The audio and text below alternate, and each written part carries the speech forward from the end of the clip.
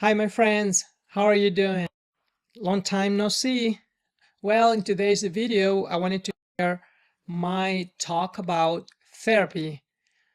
Unfortunately, some months ago, my son Nicola had an injury in the anterior cruciate ligament, or what we call in medicine ACL. The ACL is a ligament in the center of the knee that prevents the shin bone or the tibia from moving forward on the thigh bone, the femur.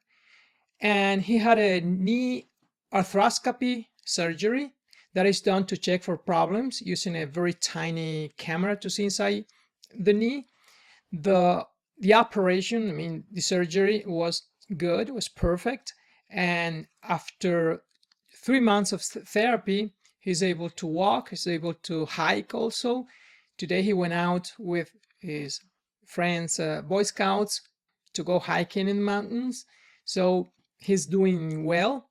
And it's going to take at least 3 more months in order for him to run, to be able to run, but he's doing okay. So even after a month of therapy, physiotherapy, he was able to walk and not bending the knee and not limping while walking or not being able to go up the stairs every day. Now he can do it, and he's really doing fine with this therapy. Another thing that I wanted to talk about is pet therapy. I have a friend who uses pet therapy for her child, and her child's doing great with this pet therapy.